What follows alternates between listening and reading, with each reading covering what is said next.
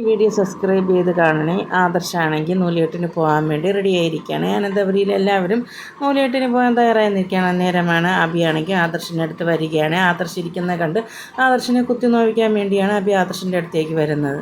ആദർശേട്ടാ, ഇന്നത്തെ സംഭവം അങ്ങനെ നടന്നു പോകും. ഞാൻ നവ്യനെയും മോനെയും കുട്ടി ഇങ്ങോട്ട് വരുമ്പോൾ അവരെല്ലാവരും ഇങ്ങോട്ട് വരത്തില്ല. അപ്പോൾ എല്ലാവരും ചന്തുമോളെ അറിയത്തില്ല. അപ്പോൾ അവരുടെ അടുത്തൊക്കെ എന്തോ നമ്മൾ പറയുമെന്ന്. എന്ത് പറയുന്നുള്ള കാര്യത്തിൽ എനിക്ക് ഭയങ്കര ടെൻഷനാണ് എന്നിങ്ങനെ അഭി പറയുമ്പോൾ ആദർശ് പറയുകയാണ്, എന്തായാലും അവരുടെ മകൾ എല്ലാ കാര്യങ്ങളും അറിഞ്ഞു, പിന്നെ അതിലൊരു കുഴപ്പവുമില്ല. അവരറിഞ്ഞാൽ എനിക്കൊരു കുഴപ്പവുമില്ല, ഞാനൊരു തെറ്റും ചെയ്തിട്ടില്ല എന്നിങ്ങനെ പറഞ്ഞുകൊണ്ട് നിൽക്കുമ്പോൾ ഇതൊക്കെ കേട്ടോണ്ട് അനി വരുന്നുണ്ടായിരുന്നേ. അനി ആദർശിനെ വഴക്ക് പറയുന്നുണ്ടായിരുന്നു. ആദർശേട്ടൻ തെറ്റ് ചെയ്തിട്ടില്ല എന്ന് ആദർശേട്ടന് നല്ല ബോധ്യമുണ്ടല്ലോ, പിന്നെ എന്തിനാ ഇങ്ങനെ വിളിച്ച് പറയുന്നത്? ഇതെല്ലാം കാരണക്കാരൻ ഇവനായിരിക്കുമെന്ന് എനിക്ക് തോന്നുന്നു എന്ന് അഭിയെ നോക്കി അനി പറയുന്നുണ്ടായിരുന്നു. അപ്പോൾ അഭി പറയുന്നുണ്ടായിരുന്നതുകൊണ്ട് അനാവശ്യം പറയുകയാണ്, നിൻ്റെ കരണക്കുട്ടിയെ ഞാൻ അടിച്ച് പൊളിക്കുമെന്ന്. അപ്പോൾ അനി പറയുകയാണ്, നീ എൻ്റെ ഒരു കരണത്തടിച്ചാൽ ഞാൻ നിൻ്റെ രണ്ട് കരണത്തും അടിക്കടാന്ന് പറയണേ. അപ്പോൾ അഭി പറയണേ, എന്നാൽ പിന്നെ അത്രയ്ക്ക് ധൈര്യമുണ്ടെങ്കിൽ നീ എന്നെ അടിക്കടാന്ന് അനിയുടെ അടുത്ത് അഭി പറയുന്നുണ്ടായിരുന്നേ. അപ്പോൾ അനി പറയണം, ആദ്യം നീ എന്നെ അടിക്കുക എന്നിങ്ങനെ പറയണം. അപ്പോൾ ആദർശ് പറയുകയാണ്, നിങ്ങൾ രണ്ടുപേരും ഒന്ന് നിർത്താമോ? എന്തിനാ എൻ്റെ പേരും പറഞ്ഞ് നിങ്ങളിങ്ങനെ അടി കൂടുന്നതെന്ന്. അപ്പോൾ അനി പറയുകയാണ്, ആദർശേട്ടൻ എന്തിനാ ഇവനെ കണ്ട് പേടിക്കുന്നത്? ഇവൻ്റെ ബ്ലാക്ക് മെയിൽ എന്തിനാ സഹിക്കുന്നത്? എല്ലാ കാര്യങ്ങളും അവൻ പറയുന്നത് അങ്ങ് പറയട്ടെ എന്നുള്ള നിലയിൽ ആദർശേട്ടൻ ഉറച്ചു നിൽക്കണമായിരുന്നു. അതോടുകൂടി എല്ലാവരുടെ അടുത്തും പറയുന്നുള്ള ബ്ലാക്ക് മെയിലിങ്ങും തീർന്നു കിട്ടും, അബിയെ കൊണ്ടുള്ള ശല്യവും തീർന്നു കിട്ടുമെന്ന് ഇങ്ങനെ അനി ആദർശിൻ്റെ അടുത്ത് പറയുകയാണേ. ഇങ്ങനെ നിന്ന് കൊടുക്കല്ലേ ആദർശേട്ടാ, എന്നായാലും കാര്യങ്ങളെല്ലാവരും അറിയാമല്ലോ എന്നിങ്ങനെ പറയുമ്പോൾ അബിയാണെങ്കിലും പറയുന്നുണ്ടായിരുന്നു, ഞാനൊരിക്കലും ആദർശേട്ടൻ്റെ കാര്യങ്ങളൊന്നും വിളിച്ച് ആരുടെടുത്തും പറഞ്ഞിട്ടില്ല. ആദർശേട്ടൻ്റെ ഭാര്യ തന്നെയാണ് എല്ലാവരുടെ അടുത്തും വിളിച്ച് ഈ കാര്യങ്ങളൊക്കെ പറഞ്ഞിട്ടുള്ളതെന്ന്. കാര്യം എല്ലാവരുടെ അടുത്തും പറയണമെന്ന് ഞാൻ ഉദ്ദേശിച്ചിട്ടില്ല എന്നിങ്ങനെ പറയുമ്പോൾ അനി പറയുകയാണ്, എന്നാൽ നീ പറയാതെ ഇരുന്നാലേ നിനക്ക് ഏട്ടനെ കൊണ്ട് ബ്ലാക്ക് മെയിൽ ചെയ്ത് ഒരുപാട് കാശുണ്ടാക്കാൻ പറ്റത്തുള്ളൂ എന്ന്. ഞാനേട്ടത്തി എല്ലാ കാര്യവും തുറന്നു പറഞ്ഞത് കൊണ്ടല്ലേ നിനക്ക് ഏട്ടനെ ബ്ലാക്ക് മെയിൽ ചെയ്യാൻ പറ്റാത്തത് എന്നിങ്ങനെ പറയുമ്പോൾ അഭി പറയുകയാണ്, ഇതുവരയ്ക്കും ചന്തുമോളുടെ ആൾക്കാരൊന്നും ഈ വീട്ടിലേക്ക് വന്നിട്ടില്ല. വീട്ടിലേക്ക് അവരെല്ലാവരും വരുമ്പോൾ നാട് മൊത്തം അറിയുകയും നാറുകയും ചെയ്യുമെന്ന് പറയുകയാണേ. അപ്പോഴനി പറയുകയാണെങ്കിൽ ബന്ധുക്കളും നാട്ടുകാരും ഒന്നും ഇനി അറിഞ്ഞിട്ടില്ലെങ്കിൽ നീ ഒരു മൈക്കെടുത്ത് എല്ലാവരെയും വിളിച്ച് അറിയിക്കുക എന്നിങ്ങനെ പറയുകയാണ്. അപ്പോൾ അഭി പറയുകയാണ്, എനിക്ക് നാട്ടുകാരെയും ബന്ധുക്കളെയും അറിയിക്കണമെന്നുണ്ടെങ്കിൽ അഭി അത് അറിയിച്ചിരിക്കും. എന്തായാലും ഈ അവസരത്തിൽ ഞാൻ ഒരിക്കലും അങ്ങനെ ചെയ്യില്ല എന്ന് അഭി ഇങ്ങനെ പറയുകയാണ്. അപ്പോൾ ആദർശ് പറയുന്നുണ്ടായിരുന്നു, നീ പറഞ്ഞാലും പറഞ്ഞില്ലെങ്കിലും എനിക്കൊരു കുഴപ്പമില്ല, എനിക്കൊരു കാര്യം മനസ്സിലായി, നിൻ്റെ കയ്യിൽ എന്നെക്കുറിച്ച് എന്തെങ്കിലും കാര്യം ഉണ്ടെങ്കിൽ നീ നല്ല രീതിയിൽ എന്നെ താറടിക്കാൻ വേണ്ടി ശ്രമിക്കുമെന്ന് എനിക്ക് ഇന്നത്തോടെ മനസ്സിലായെന്ന് അഭിയെ നോക്കി ആദർശ് പറയുന്നുണ്ടായിരുന്നേ. അപ്പോഴും അഭി പറയുകയാണ്, ഞാനൊന്നും ചെയ്തിട്ടില്ല, ഞാൻ ആരുടെടുത്തും ഒന്നും പറഞ്ഞിട്ടില്ല, ഇത് അത്രയും പറഞ്ഞു വെച്ചിരിക്കുന്ന ആദർശേട്ടൻ്റെ ഭാര്യ തന്നെയാണ് എല്ലാവരുടെ അടുത്തും പറഞ്ഞു വെച്ചിരിക്കുന്നതെന്ന്. ഇതൊക്കെ പറഞ്ഞിട്ട് അഭി അകത്തേക്ക് കയറി പോവുകയാണ്. അതിനുശേഷം അനിയാണെങ്കിൽ ആദർശിൻ്റെ പറയുന്നുണ്ടായിരുന്നു, ഇതൊക്കെ അവൻ്റെ അഭിനയമാണ്, ഇവൻ്റെ സംസാരം കേട്ടിട്ട് എനിക്ക് ചന്തുമോൾ അവൻ്റെ മോള് തന്നെയാണെന്ന് എനിക്ക് നല്ല സംശയമുണ്ട് എന്ന്. അവനാണ് പല പെൺകുട്ടികളായിട്ട് കണക്ഷൻ ഉണ്ടായിരുന്നത് എന്നിങ്ങനെ അനി പറയുകയാണ്. അപ്പോൾ ആദർശ് പറയുന്നുണ്ടായിരുന്നു, അവൻ്റെ കണക്ഷനിലുള്ളതാണ് ചന്തുമോളെന്ന് തെളിയിക്കുകയാണെങ്കിൽ പിന്നെ അവൻ ഈ തറവാട്ടിൽ ഉണ്ടാകത്തില്ല എന്ന് ആദർശം പറയുന്നുണ്ടായിരുന്നേ. പിന്നീട് നന്ദുവിനെയാണ് കാണിക്കുന്നത്. നന്ദുവിന് ട്രെയിനിങ്ങിനിടയിൽ ഒരുപാട് കാര്യങ്ങൾ നന്ദുവിനെ കൊണ്ട് ചെയ്യിപ്പിച്ച് നന്ദു മടുത്ത് വന്നിരിക്കുകയാണ്. ആ സമയമാണ് അനിയുടെ കോള് വരികയാണ്. അത് കാണുമ്പോൾ നന്ദു ഫോൺ നോക്കുകയാണ്. ട്രെയിനർ ആണെങ്കിൽ നന്ദുവിൻ്റെ പുറകിലൂടെ വന്ന് ആ ഫോൺ പിടിച്ച് വാങ്ങിക്കുകയാണ്. നന്ദു കാണുന്നില്ലായിരുന്നു. എന്നിട്ട് ആ ഫോൺ നോക്കിയിട്ട്, ഓ അനി ഇവനാണല്ലേ എന്നിൻ്റെ മറ്റവൻ എന്നിങ്ങനെ പറയുമ്പോൾ നന്ദു പറയണത്, ഇതെൻ്റെ മറ്റവനൊന്നുമല്ല, ഇതെൻ്റെ ചേച്ചിയുടെ ഭർത്താവിൻ്റെ അനിയനാണ് അനി എന്നിങ്ങനെ പറയണം. അപ്പോൾ ട്രെയിനർ ചോദിക്കുകയാണ്, നിൻ്റെ ഒരു ചേച്ചി അല്ലല്ലോ അവിടെ വിവാഹം ചെയ്ത് കൊടുത്തിട്ടുള്ളൂ, നിൻ്റെ രണ്ട് ചേച്ചി വിവാഹം ചെയ്ത് കൊടുത്തിട്ടുണ്ടല്ലോ എന്നിങ്ങനെ പറയുമ്പോൾ നന്ദുവിനെ മനസ്സിലാവണേ, നന്ദുവിൻ്റെ എല്ലാ കാര്യവും അറിഞ്ഞിട്ടാണ് ഈ ട്രെയിനർ നന്ദുവിൻ്റെ അടുത്ത് സംസാരിക്കുന്നതെന്ന്. അതൊക്കെ എന്തൊക്കെ പറഞ്ഞ് എരികേറ്റി വിട്ടതാണ് ഈ ട്രെയിനറിനെ എന്നിങ്ങനെ നന്ദു മനസ്സിലാക്കി ഇങ്ങനെ ആലോചിച്ചുകൊണ്ട് നിൽക്കുമ്പോൾ ട്രെയിനർ ചോദിക്കുകയാണ്, നീ ഇപ്പോൾ എന്താ ചിന്തിക്കുന്നതെന്ന് എനിക്ക് മനസ്സിലായി, നിന്നെക്കുറിച്ചുള്ള കാര്യങ്ങളൊക്കെ എനിക്ക് എങ്ങനെ മനസ്സിലായി എന്നുള്ള കാര്യങ്ങളല്ലേ നീ ചിന്തിച്ചുകൊണ്ട് നിൽക്കുന്നതെന്ന്. എന്നെക്കുറിച്ച് അറിയാവുന്ന ആൾക്കാരും എൻ്റെ കൂടെ ഉണ്ടെന്ന് നീ മനസ്സിലാക്കിക്കോ എന്നിങ്ങനെ പറയുമ്പോൾ നന്ദു പറയണം, അത് സാറിൻ്റെ പെരുമാറ്റത്തിൽ തന്നെ എനിക്കതൊക്കെ മനസ്സിലായി എന്നിങ്ങനെ പറയുകയാണേ. ചോദിക്കുന്നുണ്ടായിരുന്നു, എന്തിനാ സാറേ എന്നെ കരുതി കൂട്ടി ബുദ്ധിമുട്ടിക്കുന്നതെന്ന്. അപ്പോൾ ട്രെയിനർ പറയാണ്, ട്രെയിനിങ് അത് നിന്നെ ബുദ്ധിമുട്ടിക്കുന്നില്ലല്ലോ, അത് ട്രെയിനിങ് നേരെ രീതിയിൽ ചെയ്താൽ തന്നെ അത് നീ ജയിച്ചിട്ടുണ്ടെങ്കിൽ നിനക്ക് എസ് എ ആവാമല്ലോ എന്ന് നന്ദു ചോദിക്കുകയാണ്. അപ്പോൾ ട്രെയിനിങ് പൂർത്തിയാക്കാതെ ഞാൻ ജയിക്കില്ല എന്നായിരിക്കും അല്ലേ സാറേ എന്നിങ്ങനെ പറയുമ്പോൾ ട്രെയിനർ പറയണം, അതൊക്കെ ഓരോരുത്തരുടെ കഴിവ് പോലെ ഇരിക്കുമെന്ന്. ട്രെയിനിങ് ക്യാമ്പിൽ ഫോൺ ഉപയോഗിച്ചുകൊണ്ട് നിനക്കൊരു ശിക്ഷയാണ് ഞാൻ തരാൻ പോകുന്നത്. കയ്യിൽ ബാസ്ക്കറ്റ് ബോൾ ഉള്ളതുപോലെ വിചാരിച്ച് കയ്യിൽ തട്ടി തട്ടി കൊണ്ടുപോയി ബാസ്ക്കറ്റിൽ കൊണ്ടിടണമെന്നിങ്ങനെ പറയുമ്പോൾ നന്ദ് പറയണം അതെനിക്ക് അറിയത്തില്ല സാറേ എന്നിങ്ങനെ പറയുമ്പോൾ ട്രെയിനർ പറയുകയാണ് പോലീസ് ആവണമെങ്കിൽ ഇതൊക്കെ നീ അറിയണമെന്ന് പറയണം, അതുകൊണ്ട് നീ പോയി ചെയ്യുമെന്ന് പറയുകയാണ് നന്ദുവിൻ്റെ. ട്രെയിനർ പറയുന്ന അനുസരിച്ചേ പറ്റുള്ളൂ എന്ന് നന്ദുവിന് മനസ്സിലാകുമ്പോൾ നന്ദു ആ ബാസ്ക്കറ്റ് ബോളിൽ തട്ടുന്നത് പോലെ ആംഗ്യം കാണിച്ച് കൊണ്ടുപോയി ഇടുകയാണ്. അപ്പോൾ നന്ദുവിൻ്റെ ഫ്രണ്ട്സിൻ്റെ അടുത്ത് നന്ദു പറയുകയാണ് ഞാൻ എന്തായാലും ട്രെയിനിങ് പൂർത്തിയാക്കിയാൽ ഇല്ലെങ്കിൽ ഇയാളുടെ സോക്കേട് ഞാൻ മാറ്റി കൊടുക്കും എന്നിങ്ങനെ പറയണം. അപ്പോൾ ട്രെയിനർ ഇവർ തമ്മിൽ സംസാരിക്കുന്നത് എന്താണെന്ന് ചോദിക്കുകയാണ്. അപ്പോൾ നന്ദു പറയണം ഒന്നുമില്ല സാറേ എന്ന്. അതുപോലെയൊക്കെ നന്ദു ചെയ്യുന്നുണ്ടായിരുന്നു. അതൊക്കെ ആ ട്രെയിനറാണെങ്കിൽ എല്ലാം വീഡിയോ എടുക്കുകയാണ്. നന്ദു ചെയ്യുന്ന ജാനകിയും ജലജയും കൂടി അനാമികയുടെ അടുത്ത് വരികയാണ്. വന്നിട്ട് മോളെ ഇന്ന് നൂലുകെട്ടിന് പോകാൻ മോള് വരുന്നില്ലേ എന്നിങ്ങനെ ചോദിക്കുകയാണ്. നന്ദു എന്തായാലും അവിടെ ഇല്ലല്ലോ, അതുകൊണ്ട് മോൾക്ക് ധൈര്യമായിട്ട് അവിടെ വരാമല്ലോ എന്നിങ്ങനെ ചോദിക്കുകയാണ്. അനാമിക പറയുകയാണ് ഇല്ല ഞാൻ അങ്ങോട്ട് വരുന്നില്ല, ഞാൻ അങ്ങോട്ട് വരുമ്പോൾ അവളെക്കുറിച്ച് ആരെങ്കിലും എന്തെങ്കിലും പറയും, എനിക്കത് കേൾക്കുമ്പോഴേ ദേഷ്യം വരും, അതുകൊണ്ട് ഞാൻ വരുന്നില്ല എന്ന് പറയുകയാണ്. അവളെക്കുറിച്ച് പറയുന്നത് അമ്മയുടെ മോന് നല്ല സുഖമായിരിക്കും കേട്ട് നിൽക്കാം, പക്ഷേ എനിക്ക് അവളെക്കുറിച്ച് പറയുന്നത് കേൾക്കാൻ അത്ര സൂഹിക്കുന്ന കാര്യമല്ല, അതുകൊണ്ട് ഞാൻ വരുന്നില്ല എന്ന് അനാമിക തറപ്പിച്ച് പറയുന്നേ. ഞാൻ അടുത്തിരുന്ന് എന്തെങ്കിലും പറഞ്ഞാൽ അവൻ എന്നെ തിരിഞ്ഞു നോക്കില്ല, പക്ഷെ അന്നേരം അവളുടെ കാര്യമെല്ലാം പറയുകയാണ്, അവൻ നല്ല വൃത്തിയ ശ്രദ്ധിച്ച് കേൾക്കൂ എന്നിങ്ങനെ പറയുകയാണ്. അപ്പോൾ ജാനകി പറയുകയാണ് മോൾ അവിടെ വന്നിട്ട് അവിടെ എന്തെങ്കിലും ഇതുപോലെ സംസാരം ഉണ്ടാവുകയാണെങ്കിൽ ഞാൻ നോക്കിക്കോളാം, മോൾ ധൈര്യമായിട്ട് ഇരിക്കുകയെന്ന് പറയുകയാണ്. മോൾ വരുന്നുണ്ടോ എന്നിങ്ങനെ ചോദിക്കുമ്പോൾ അനാമിക ഇല്ലയെന്ന് തന്നെയാണ് പറയുന്നത്, വരുന്നില്ല എന്ന്. അപ്പോൾ ജലജ പറയും ഇങ്ങനെയൊക്കെ കാര്യങ്ങൾ ഉണ്ടായ ഒരു പെണ്ണിനും സഹിക്കാൻ പറ്റത്തില്ല, ഇങ്ങനെയൊക്കെ കാര്യം ഉണ്ടാവാതെ നോക്കേണ്ട നിൻ്റെ മകനാണെന്ന് ജാനകിയുടെ മുഖത്ത് നോക്കി ജലജ പറയുന്നുണ്ടായിരുന്നേ. അപ്പോൾ ജാനകി ജലജയുടെ അടുത്ത് ചോദിക്കുകയാണ് നീയല്ലേ മോളെ നൂലുകെട്ടിനെ വിളിക്കണമെന്ന് പറഞ്ഞു, എന്നിട്ട് നീ മറുകണ്ടം ചാടുകയാണോ എന്നിങ്ങനെ ചോദിക്കുമ്പോൾ ജലജ പറയുകയാണ് മോൾ ഇപ്പോൾ പറഞ്ഞില്ലേ അതിൽ കാര്യമുണ്ടെന്ന് തോന്നി, അതുകൊണ്ടാണ് ഞാൻ ഇങ്ങനെ സംസാരിച്ചതെന്ന്. അപ്പോൾ ജാനകി പറയുകയാണ് മോൾക്ക് ഇഷ്ടമല്ലെങ്കിൽ മോൾ വരണ്ട, ഇനി മുത്തശ്ശിയും ചോദിക്കുമ്പോൾ അതിന് മറുപടി മോൾ പറയണമെന്ന് പറയുകയാണ്.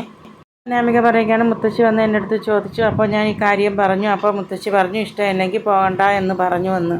എങ്കിൽ പിന്നെ കുഴപ്പമില്ല എന്ന് പറഞ്ഞിട്ട് ജലജയും ജാനകിയും പോകുന്നുണ്ടായിരുന്നു. അപ്പോൾ അനാമിക മനസ്സിൽ ഓർമ്മിക്കുന്നുണ്ടായിരുന്നു എന്നെ സ്നേഹിക്കുന്ന ആൺപിള്ളേർ പുറത്ത് നിൽക്കുന്നുണ്ട്, അവരുടെ കൂടെ അടിച്ചു പൊളിക്കേണ്ട സമയം ഞാൻ വെറുതെ പാഴാക്കുമെന്നു, എനിക്ക് കറങ്ങണം, എനിക്ക് കിട്ടുന്ന അവസരം ഞാൻ പാഴാക്കുമോ എന്നിങ്ങനെ ചിന്തിച്ചുകൊണ്ട് ആദർശൻ നയനയും കൂടി മുത്തശ്ശിയുടെ അടുത്ത് വരുന്നുണ്ടായിരുന്നു. എന്നിട്ട് ആദർശ് പറയുകയാണ് തലേ ദിവസം പോവേണ്ടായിരുന്നു, ഇന്ന് നേരത്തെ എങ്കിലും നമ്മൾ പോവേണ്ടേ, അതുകൊണ്ട് നമ്മൾ നേരത്തെ പോവുകയാണ് എന്ന് ഇങ്ങനെ പറയുകയാണ്.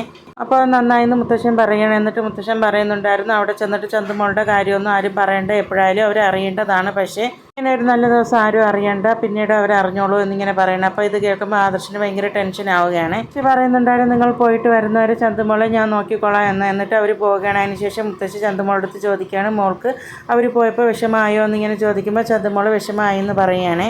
പിന്നീട് നവ്യയും ഗോവിന്ദനെയാണ് കാണിക്കുന്നത്. ഗോവിന്ദൻ്റെ അടുത്ത് നവ്യ പറയുന്നുണ്ടായിരുന്നു അവിടെ നിന്ന് ആദർശേട്ടനെ നയനയും ഇറങ്ങി എന്നാണ് പറഞ്ഞത്, അവരിപ്പോൾ ഇവിടെ എത്തുമെന്ന് പറഞ്ഞുകൊണ്ട് നിൽക്കുമ്പോൾ ആദർശ് നയനയും വരുന്നുണ്ടായിരുന്നു. ആദർശിനാണെങ്കിൽ നല്ല ടെൻഷനുണ്ട്. അപ്പോൾ നയന അത് പറയുന്നുണ്ടായിരുന്നു ആദർശേട്ടൻ്റെ മുഖം കാണുമ്പോൾ നല്ല ടെൻഷൻ ഉണ്ടെന്ന് തോന്നുന്നു എന്ന്. ചന്തുമോളുടെ കാര്യം ഇവിടെ ഉള്ളവർക്ക് ആർക്കും അറിയത്തില്ല, അതുകൊണ്ട് മുഖത്ത് ടെൻഷൻ കാണിക്കേണ്ട, സന്തോഷത്തിൽ നിൽക്കണം എന്നൊക്കെ നയന പറയണം. അപ്പോൾ ആദർശ് പറയുകയാണ് എനിക്ക് അഭിനയിക്കാൻ അറിയത്തില്ല എന്ന്. ഇങ്ങനെയാണോ ഞാൻ നിൽക്കുന്നത് അതുപോലെ എനിക്ക് നിൽക്കാൻ പറ്റത്തുള്ളൂ എന്നിങ്ങനെ ആദർശ് പറഞ്ഞിട്ട് അവർ രണ്ടുപേരും കൂടി അകത്തേക്ക് കയറി പോവുകയാണ്. ചെന്നതിന് ശേഷം ഗോവിന്ദൻ്റെ അടുത്ത് നയന ചോദിക്കുന്നുണ്ട് അച്ഛനിവിടെ അലങ്കാരപ്പണികളൊക്കെ ചെയ്തു അല്ലേ എന്ന്. ഇപ്പോൾ പിന്നെ ഇവിടെ ഒന്നും ചെയ്യാനില്ലല്ലോ എന്നിങ്ങനെ ഗോവിന്ദൻ്റെ അടുത്ത് നയന ചോദിക്കുമ്പോൾ നയനയുടെ അടുത്ത് ഗോവിന്ദൻ പറയുകയാണ് ഒന്നും ചെയ്യാനില്ല മോളെ. എന്നിട്ട് നവ്യയുടെ അടുത്ത് നയന ചോദിക്കുന്നുണ്ടായിരുന്നു അമ്മയുടെ പാചകം കഴിഞ്ഞോ എന്ന്. അപ്പോൾ നവ്യ പറയുന്നുണ്ടായിരുന്നു അമ്മയുടെ പാചകം കഴിഞ്ഞു, എന്നാലും അമ്മ തൃപ്തിയാവാതെ വീണ്ടും ഓരോന്ന് ചെയ്യുന്നുണ്ടായിരുന്നു എന്ന്. എന്നാൽ പിന്നെ ഞാൻ അമ്മയുടെ അടുത്ത് ചെല്ലട്ടെ, അമ്മയെ ഒന്ന് സഹായിക്കാമെന്ന് നയന ഇങ്ങനെ പറയണം. അപ്പോൾ നവ്യ പറയണേ സഹായിക്കാനൊക്കെ ഇരിക്കട്ടെ, എനിക്ക് നിൻ്റെ അടുത്ത് കുറച്ച് സംസാരിക്കണം, നീ ഇങ്ങോട്ട് വാന്ന് പറഞ്ഞ് നവ്യ നയനയെ വിളിച്ചുകൊണ്ട് പോകുന്നുണ്ടായിരുന്നേ. ആദർശും ഗോവിന്ദനും കൂടി അവിടെ ഇരിക്കുകയാണ്. ഗോവിന്ദനാണെങ്കിൽ ആദർശിൻ്റെ അടുത്ത് ചോദിക്കുകയാണ് മോന് എന്തെങ്കിലും ടെൻഷനുണ്ടോ, മോന് ഭയങ്കര ടെൻഷനാണ്, എന്തൊക്കെ വിഷമത്തിലാണെന്ന് അബി എൻ്റെ അടുത്ത് പറഞ്ഞു എന്ന്. ബിസിനസ്സിൽ എന്തെങ്കിലും പ്രശ്നമുണ്ടോ എന്നിങ്ങനെ ചോദിക്കുമ്പോൾ ആദർശ് പറയണേ ബിസിനസ്സിൽ ഒരു പ്രശ്നവും ഇല്ല. അപ്പോൾ എല്ലാ മനുഷ്യനെയും എപ്പോഴും ഒരുപോലെ ഇരിക്കില്ലല്ലോ അച്ഛാ, എന്തെങ്കിലും പ്രശ്നങ്ങൾ അവർക്ക് കാണുമല്ലോ, അതുപോലെ തന്നെയാണ് എനിക്ക് എന്ന്. ഗോവിന്ദൻ പറയുന്നുണ്ടായിരുന്നു എന്ത് പ്രശ്നം ഉണ്ടായിരുന്നാലും നിങ്ങൾ ഭാര്യയും ഭർത്താവും നല്ല സന്തോഷത്തിൽ കഴിഞ്ഞാൽ മതി, അതെനിക്ക് കണ്ടാൽ മതിയെന്ന്. ഇപ്പോൾ അവിയും നവിയും നല്ല സ്നേഹത്തിലാണ്, നിങ്ങളെല്ലാവരും ഒരുമിച്ച് സന്തോഷത്തിൽ ജീവിക്കുന്നത് കാണുന്നതാണ് ഞങ്ങളുടെ സന്തോഷമെന്ന് ഗോവിന്ദൻ പറയുന്നുണ്ടായിരുന്നേ. നയനയും കൊണ്ട് നവ്യ റൂമിലേക്ക് പോയി. അതിന് ശേഷം നയനയുടെ നവ്യ പറയുന്നുണ്ടായിരുന്നു നീ അബിയെ കുറ്റപ്പെടുത്തുകയൊന്നും ചെയ്യരുത്, ഇപ്പോഴെല്ലാ കാര്യം അബി എൻ്റെ അടുത്ത് പറയുമായിരുന്നു, ഒന്നും ഒളിച്ചു വയ്ക്കത്തില്ല, ആദർശേട്ടൻ്റെ കാര്യം എൻ്റെ അടുത്ത് പറഞ്ഞു എന്നിങ്ങനെ പറയുമ്പോൾ നയന പറയാം ഓ അത് പറഞ്ഞായിരുന്നു എന്നിങ്ങനെ ചോദിക്കുകയാണേ. നയന ചോദിക്കുകയാണ് എന്താ പറഞ്ഞതെന്ന്. അപ്പോൾ നവ്യ പറയുന്നുണ്ടായിരുന്നു അവിടെ ചന്തു എന്ന് പറഞ്ഞൊരു കുട്ടി വന്നിട്ടുണ്ട്, അത് ആദർശേട്ടൻ്റെ മോളാണെന്നൊക്കെ പറഞ്ഞു എന്നിങ്ങനെ പറയുകയാണ്. അപ്പോൾ നയനയാണെങ്കിൽ വിഷമത്തിൽ ഇങ്ങനെ എന്തോ ചിന്തിച്ചുകൊണ്ട് നിൽക്കുകയാണ്. ഇങ്ങനെ നിന്നുകൊണ്ട് നയന സമ്മതിക്കുകയാണ്. അപ്പോൾ നവ്യ ചോദിക്കുന്നുണ്ടായിരുന്നു നീ എന്തെങ്കിലും മറുപടി പറയടി, അത് ആദർശേട്ടൻ്റെ കുട്ടിയാണോ എന്ന്. അപ്പോൾ നയന പറയണം അല്ല എന്നൊന്നും പറയാൻ എന്നെക്കൊണ്ട് പറ്റത്തില്ല. നവ്യ ചോദിക്കുകയാണ് എങ്ങനെയാടി നിനക്ക് ഇതൊക്കെ സഹിക്കാൻ പറ്റുന്ന, ഒരു സ്വന്തം ഭർത്താവ് ഇങ്ങനെ ഒരു തെറ്റ് ചെയ്തപ്പോൾ എന്ന്. അപ്പോൾ നയന പറയുന്നുണ്ടായിരുന്നു നമ്മളുടെ ഭർത്താവ് തെറ്റ് ചെയ്തെങ്കിൽ നമ്മളല്ലേ അത് ക്ഷമിക്കേണ്ടത്, കൊട്ടിഘോഷിച്ചുകൊണ്ട് നടന്നിട്ട് നമുക്ക് എന്തെങ്കിലും കാര്യമുണ്ടോ എന്നിങ്ങനെ നവ്യയുടെ അടുത്ത് ചോദിക്കുകയാണ്. നവ്യ പറയുന്നുണ്ടായിരുന്നു നിനക്ക് ഇതിനൊക്കെ പറ്റത്തുള്ളൂ, ഞാനായിരുന്നെങ്കിൽ നിന്റെ സ്ഥാനത്ത് അയാളെ കോടതി കയറ്റിയെങ്കിൽ എന്ന്. നയന പറയുന്നുണ്ടായിരുന്നു എനിക്ക് അങ്ങനെയൊന്നും ചെയ്യാൻ പറ്റത്തില്ല, എനിക്ക് എൻ്റെ ആദർശേട്ടനെ തള്ളിക്കളയാൻ പറ്റത്തില്ല എന്ന്.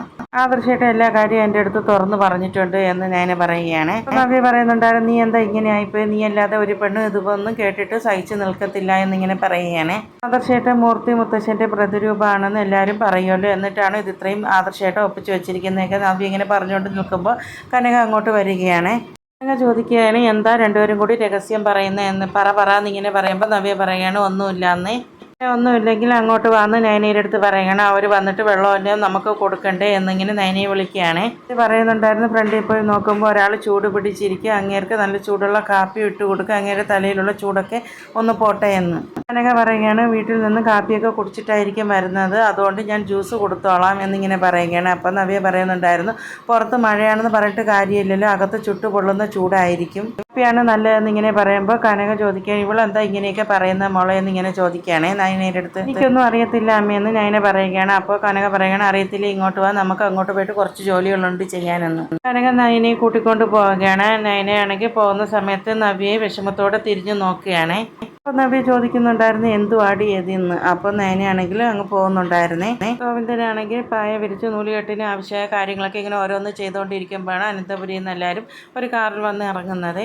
ഇങ്ങനെ എല്ലാവരുടെ അടുത്തും പറയുന്നുണ്ടായിരുന്നു അവിടെ ചെന്നിട്ട് ആരും ചന്തുമോളുടെ കാര്യം എടുത്ത് വിളമ്പിക്കരുത് എന്ന്.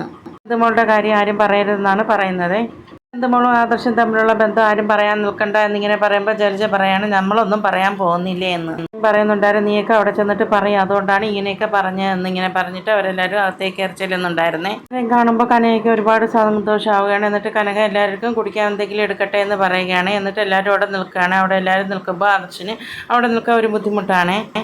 ആദർശ് പുറത്തേക്ക് ഇത് കാണുമ്പോൾ ജാനകി പറയുകയാണ് ആദർശിന് ഭയങ്കര ടെൻഷൻ ഉണ്ടെന്ന് തോന്നുന്നു, അവന് എല്ലാ ബിസിനസ്സും അവൻ്റെ തലയിലല്ലേ, ഇനി കുറച്ച് ബിസിനസ് നിങ്ങൾ രണ്ടുപേരും ഏറ്റെടുക്കുക അജയനോട്ടാണ് ജാനകി പറയുന്നത്. എന്നിട്ട് ജാനകി പറയുന്നുണ്ടായിരുന്നു കുറച്ചുകൂടി അധികാരങ്ങളൊക്കെ അനിക്ക് കൊടുക്കുക, അതാണ് നല്ലത് എന്ന്.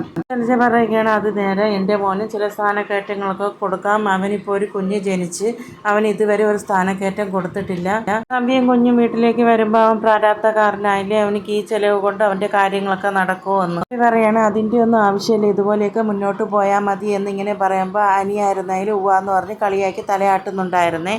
അജയൻ പറയുന്നുണ്ടായിരുന്നു ഇപ്പോൾ വീട്ടിൽ ആരൊക്കെ താമസിച്ചാലും അവരാരും വീട്ടിൽ സ്വന്തമായിട്ട് കുടുംബ ചിലവൊന്നും നോക്കുന്നില്ലല്ലോ, പുറത്തേക്ക് അക്കൗണ്ട് വഴി വരുന്ന പണത്തിലാണല്ലോ അവിടുത്തെ ചിലവെല്ലാം നടക്കുന്നത്, പിന്നെ എന്തിനാ ഈ രീതിയിലുള്ള സംസാരം, ഇതൊന്നും ഇവിടെ സംസാരിക്കേണ്ട ആവശ്യമില്ലായിരുന്നല്ലോ, ഇനി എന്തിനാ ഇങ്ങനെ സംസാരിക്കുന്നതെന്ന് അജയൻ പറയുന്നുണ്ടായിരുന്നു. കമ്പനീൻ്റെ കാര്യങ്ങൾ തീരുമാനിക്കേണ്ട സ്ഥലം ഇതല്ലോ, അതൊക്കെ തീരുമാനം എടുക്കുന്നത് അച്ഛനല്ലേ എന്ന്.